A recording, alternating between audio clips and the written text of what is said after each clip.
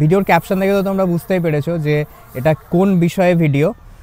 তো দেখতে পাচ্ছ পিছনে আছে NS200 BS7 মডেল, আর এটাতে OBD2 সমস্ত কিছু আর কি আছে, ক্যাপাবিলিটি E20 ক্যাপেবল ইঞ্জিন আছে। আর এই বাইকটার খুব বেশি দিনের এজও নয়, মানে জাস্ট কিছু মাস আগে পারচেস করা। তো এই বাইকটা একটা ছোট্ট ওনারশিপ রিভিউ আমরা তোমাদেরকে নেব। আমার সাথে আছে ময়ূক এই বাইকটাকে ওন করে। আর তার আগে একটা কথা বলি যে তোমরা কিন্তু লাইক করছো না, লাইকটা করো, আর সাবস্ক্রাইব অবশ্যই করে দাও, আর বন্ধুদের সাথে শেয়ার করে দাও, কারণ চ্যানেলটা এখনো পর্যন্ত একটু ছোট আছে।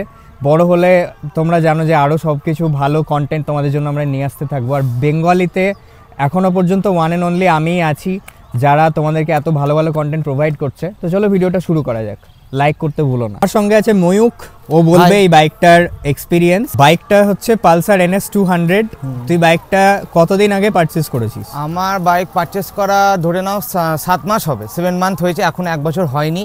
বাট 2023-এই পারচেস করেছিস? 2023-এ পারচেস করেছি, এখন এই সেম মডেলটাই আছে, একদম নিউলি লঞ্চ। কোম্পানি যখন লঞ্চ হয় সেই দিন অ্যাড দেখলাম, ভিডিও দেখলাম, রিভিউ দেখলাম, তার পরের দিন গেলাম শোরুমে, গিয়ে পুরো অর্ডার দিয়ে চলে এলাম। 1 সপ্তাহের মধ্যে ডেলিভারি দিয়ে দিয়েছিল। এখানে তোমরা দেখতে পাবে লেখা আছে কাঁদি 1 বলে, তোমরা এখানে লেখায় থাকবে দেবে যে কাঁদি 1 বলে লেখা আছে। মানে এটা সেকেন্ড মডেল। এই মডেলটা সেকেন্ড ভার্সন, যেটা ফার্স্ট ভার্সন একজন নিয়েছিল, সেকেন্ড ভার্সন আমি ওনার। আচ্ছা, মানে সেকেন্ড ওনার তুই? সেকেন্ড ওনার আমি। তো অল ওভার রিভিউ বলতে গেলে ভাই দারুণ। 7 মাসের ওনারশিপ এক্সপেরিয়েন্সে কটা সার্ভিস এখন? আমার এখনো 2টো, এখন একটা বাকি আছে। আমাকে ফোন করেছিল এই 2 তারিখ আমি আবার আসবো, আমি এখানে থাকি না, আমি এখন বীরভূম শিফট হয়ে গেছি। কোম্পানি থেকে ফ্রি সার্ভিস টোটাল 3টে প্রোভাইড করে, তার মধ্যে তো 2টো হয়ে গেছে। আর সেই 2টোর এক্সপেরিয়েন্স কেমন? সেই 2টো খুব দারুণ, সার্ভিসিং খুব দারুণ হয়েছিল। প্রত্যেকবার মোবিল চেঞ্জিং যা যা করে, যা যা ক্রাইটেরিয়া আছে সবই ফিল আপ করেছিল। আর থার্ড সার্ভিসিংটা একটু বড়োভাবে বলছে, কারণ চেন তারপর অনেক কিছু চেঞ্জ খুলে আবার নতুন করে মোবিলিং করে বললো। ঠিক আছে, থার্ড সার্ভিসিংটা হয়নি, ওটা আমার হবে। এবার বল যে এই 7 মাসে কোনো রকম রাস্তার মধ্যে কোনো প্রবলেমে পড়েছিস সেই বাইকটা নিয়ে? না, রাস্তার মধ্যে একদমই প্রবলেম না। কোনো রিলায়েবিলিটি ইস্যু এসছে কিনা? না, কোনো একদম না, একদমই দারুণ। শুধু ওইটাই বললাম, আমার এই এরিয়াটা একটু নিচু বলে খুব, মানে 3জন লোডিং, গ্রাউন্ড ক্লিয়ারেন্সটা নিচু, ওই জন্যই রাস্তাতে প্রবলেম হয়। ওই জন্য প্রবলেম হয়েছিল। এখানে অনেক কবার ধাক্কা খেয়ে এখানে যে ইয়েটা থাকে ওটা একটু ভেঙে গিয়েছিল। জাস্ট ওটা কোনো ব্যাপার না, গ্রাউন্ড ক্লিয়ারেন্সটা কম বলে, তাছাড়া কোনো ব্যাপার না। এই জায়গাটা মানে এটার সাথে বারবার টাচ হয়, যখন তিনজন বসার টাচ হয়। 3জন কেন বসিস? 3জন তো ইল্লিগাল বটে, বাট বসছে, এখন বসে যে ভাই বস, আমি বেশ বস। হ্যাঁ, এটাই, আর কিছু বন্ধুদের মধ্যে এগুলো হয়, অবশ্যই বন্ধুদের মধ্যে হয় এগুলো। যাই হোক, তো এই ব্যাপারে আর কিছু বলছি না। আর মাইলেজ কত পাচ্ছিস মেন, যেটা কিতনা দেতি है? এখন মাইলেজ কোম্পানি প্রথমে যখন স্টার্ট করি তখন দিছিল তো 20 না 21, তারপর একটু বাড়লো 22-23, এখন মোটামুটি 27-28-এর মতো দিয়ে দিচ্ছে মনে হচ্ছে। কারণ আগে যখন তেলে কাটা ব্লিং করতো তখন 1 থেকে 1.5 দিন যেত, এখন তেলে কাটা ব্লিংয়ে যায় 4 দিন। আমি তেলে কাটা নিজে ব্লিংয়ে দেখেছি 4 দিন গেছে। আচ্ছা, একটু বেড়েছে, মাইলেজ একটু বেড়েছে। আর ঠিক আছে, তুই মানে কি রকম স্পিড মেইনটেইন করে চালাস? স্পিড মেইনটেইন বলতে গেলে হাই রোডে খুব হাইয়েস্ট আমি এখন অবধি 110-এর মতো তুলেছি। জাস্ট ট্রায়াপ নিয়েছিলাম ফার্স্ট টাইম, দেখি কেমন ওঠে, কতটা পিকআপ ওঠে, জাস্ট ট্রায়াপ নিয়েছি। হেলমেট ছিল তো? হেলমেট অবশ্যই ছিল, হেলমেট না আছে বলে বাবারে। আচ্ছা, আর ফিউচার কোনো প্ল্যানিং আছে নাকি? কোথাও যাবি নাকি বাইকটা নিয়ে? হ্যাঁ অবশ্যই, ওর জন্য তো বাইকটা কিনা, এই বাইকটা আমার কেনার ওই জন্য। তোর কি তাহলে মনে হয় বা মনে হয়েছিল কেনার সময় যে বাইকটা মানে প্রপার কোন রকম টুরিং ক্যাপাবিলিটি আছে বাইকটাই, বা আমি যখন বাইকটা কমফোর্টেবল কিনা লং রাইড? বাইকটা নিয়ে অনেক ভেবে চিন্তে, ভিডিও দেখে, রিভিউ দেখে সবকিছু মিলিয়ে মিশে বাইকটা কিনেছিলাম। আচ্ছা, তো তোর কাছে আর কি এই বাইকটা পারফেক্ট রুট, মানে ছোটখাটো বা লং রাইডসের জন্য একদম। শুধু একটা জিনিস বলবো যে যারা এই বাইকে ওনারশিপ নিয়েছো, আমিও নিয়েছি, কারণ আমি একটা জিনিস সাজেস্ট করবো যে কোম্পানির দিয়ে কোনো লাইট চেঞ্জ করো না ভাই। কোম্পানিটার লাইট চেঞ্জ করলে লাইটের এইখানে একটু গন্ডগোলটা আমারও ভুল হয়েছে, এইখানে লাইট লাগানো তো এইখান দিকটা লাইটটা কিছু। আচ্ছা, তুই এটা আফটার মার্কেট পরে আর কি ইনস্টল করেছিলিস লাইট? ইনস্টল করেছি ওই কারণের জন্য, এটা তার জন্য বলবো। আমি দেখতে পাচ্ছি এই ইন্ডিকেটর গুলো আফটার মার্কেট ইনস্টল করা আছে, ওগুলো চেঞ্জ করেছিলাম। এগুলোতে তুই কত খরচ করেছিস? আর কি এটার এটাতে বেশি খরচ নেই, এইগুলাতে পার হেড 40 টাকা করে পড়েছিল, এটাও তাই, দুটোই 40 টাকা করে পড়েছিল।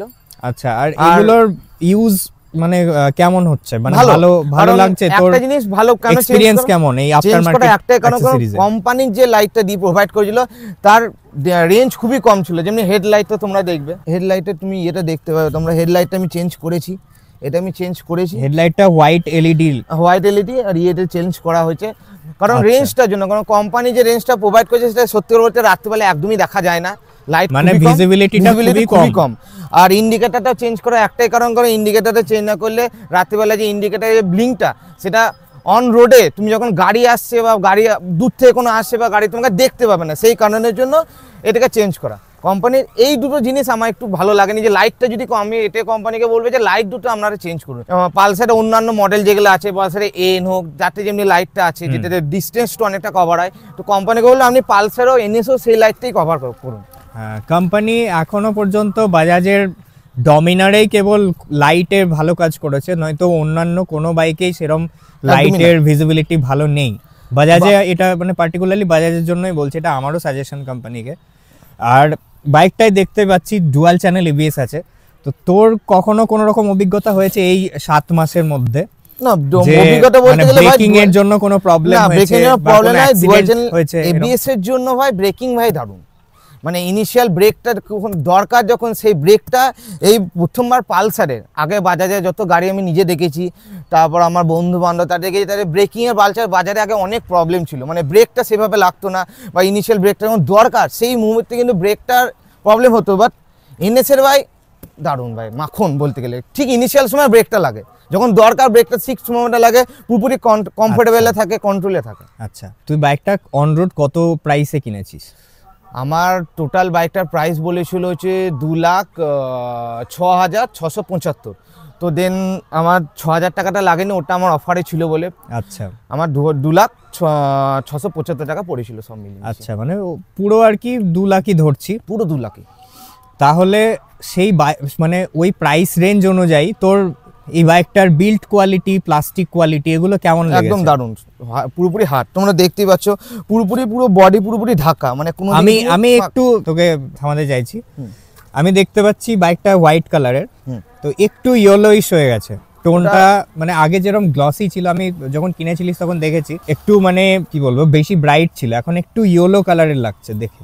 ওটা মেন কথা, মানে টোনটা চেঞ্জ হয়ে গেছে। টোনটা চেঞ্জ হওয়ার কারণ একটা হোয়াইট কালার, আর রাস্তা যে ধুলো আর হোয়াইটের এইটাই সমস্যা আমার, মানে যতবারই পরিষ্কার করি বাট ওই যখনই বাইরে গেলাম বের করলাম ধুলোটা ক্যাচ করে নিল, পুরো ইয়েলো টাইপের হয়ে যায়। আচ্ছা, এটা আমার একটা সাজেশন থাকলো যে তুই মানে 2 বছর যদি বাইকটার বয়স হয়, তুই একবার করে পলিশিং করে নিবি, তাহলে বাইক একদম ব্র্যান্ড নিউ হয়ে যাবে। তবে এই হোয়াইট কালারের প্রবলেমটা আছে, যে কোনো কোম্পানির এটা প্রবলেমটা আছে। আর এই হোয়াইট কালারটা প্রিমিয়াম কালার, এই কালারের মডেল এনএসের এই কালারটার মডেলটা খুব কম, মানে বাজারে এইটার ভ্যালুয়েশনটা এতটাই বেশি যে এটা তোমাকে অর্ডার দিয়ে আনাইতে হবে, তুমি ঝট করে কিন্তু সব জায়গায় অ্যাভেলেবেল হবে। এটা ডিমান্ডটা বেশি, তোমাকে ডিমান্ড হবে লাল কালারের, ব্ল্যাক কালারের। এনএসের দুটো যে মডেলগুলো আছে সেইগুলো তোমার হবে, তারপর অ্যাশ কালারের সেই মডেলটা অ্যাভেলেবেল হবে। কিন্তু 200 এই কালারটা, যখন এই কালার অর্ডারটাই বলবে তুমি ভাই 2 দিন দাঁড়াও, শোরুমে গেলে বলবে 2 দিন। এখন বড় বড় শোরুম যেসব আছে কলকাতা, ওই সাইডে অ্যাভেলেবেল হতে পারে, আই ডোন্ট নো, বাট আমি যখন গাড়িতে কিনেছিলাম আমাকে 100 দাঁড়াতে হয়েছিল। আচ্ছা, আর এই বাইকটার যে কার্ভ ওয়েট যেটা 149 কেজি, কিন্তু আমার যে BS3 মডেলটা আছে ব্ল্যাক কালারের NS200D, ওটার কিন্তু তখন ওয়েট ছিল 172 কিলোগ্রামস, তো অনেকটাই ওয়েটের পার্থক্য হয়েছে নতুন মডেলটা। একদম একদম। তো তোর তাও এই 150 কেজি ওজনের মধ্যে তোর কি কোনো প্রবলেম হয়েছে? না না, একদমই না, যথেষ্ট কম। হ্যান্ডেল করতে কোনো রকম সমস্যা হয়নি? হ্যান্ডেল করতে অসুবিধা নেই, প্লাস ডান্ডিক বাঁদিক হলে গাড়িতে যত সময় জানি এরকম মোশন আছে নাকি, বাট মনে হয় যখন ডান্ডিক বা বাঁদিক হয় গাড়ি নিজস্ব একটা গ্র্যাভিটি কন্ট্রোল করে, মানে যে ঢাল হয়ে গেলে যে একবারে পড়ে যাবে একদম না। সেটা তো বাইকটার যে সেন্টার অফ গ্র্যাভিটি সেটা এখন আরো ইমপ্রুভ করা হয়েছে নতুন মডেলটায়, সেই জন্য তোর ওটা ফিল হয়। একদমই, আগের মডেলটা এতটা রিফাইন্ড ছিল না।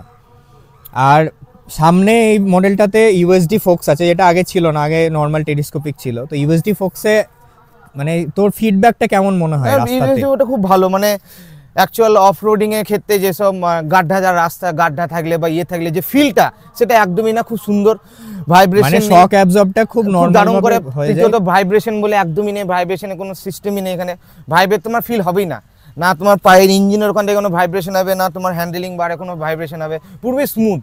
আচ্ছা ভাইব্রেশন বলছিস একদমই নেই, একদম একদমই নেই। নেই, আর একদমই পাওয়ার কেমন সাংঘাতিক ফিল হয়? পাওয়ার, সাংঘাতিক বাইকটার সাংঘাতিক পাওয়ার, সাংঘাতিক পাওয়ার, মাইলেজও মোটামুটি মোটামুটি ঠিকঠাকই দিচ্ছে। আমি দিচ্ছে। ভাই আমার মাইলেজে স্যাটিসফাই। আচ্ছা। এখন যাদের ইচ্ছা আছে ভাই, মনের ইচ্ছা যদি থাকে তাহলে ভাই মনের ইচ্ছা মতোই কাজ করে। আমি আমার মনের ইচ্ছা ছিল 200 সিসি নেবো, 200 থেকে 250 সিসি, আমি 200 সিসি নিয়েছি, আমার ইচ্ছা ছিল, আমি নিয়েছি। আচ্ছা, আর একটা জিনিস হচ্ছে সিটিং কমফোর্ট কেমন পিলিয়নের জন্য? হ্যাঁ, বিশেষ সিটিং করে কমফোর্ট যথেষ্ট ভালো। পিলিয়ন সিটের সিটিং কমফোর্টটা কেমন? অবশ্যই, তোর খুবই পিছনে ভালো। যারা বসে পিলিয়ন রাইডার্স তারা কি একদমই বলে? ভালো, শুধু একটু উঁচু বলে বারে মা একটু বলে যে খুবই উঁচু গাড়ি, বাট আমার তো মনে হয় না বেশি উঁচু গাড়ি, খুব বেশি উঁচু না। R15 এর মতো নয় ভাই, R15 একদমই এই R15 এর হাইটটা আরো বেশি, আরো বেশি, অতটা উঁচু নয়।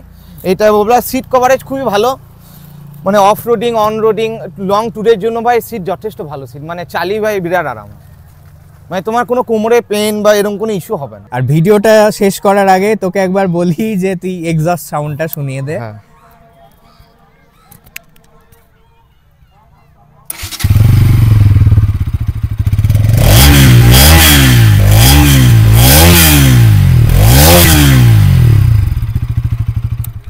ঠিক আছে, থ্যাংক ইউ টাইম দেওয়ার জন্য আর এত ভালোভাবে বাইকটাকে মেনটেন করে রাখার জন্য।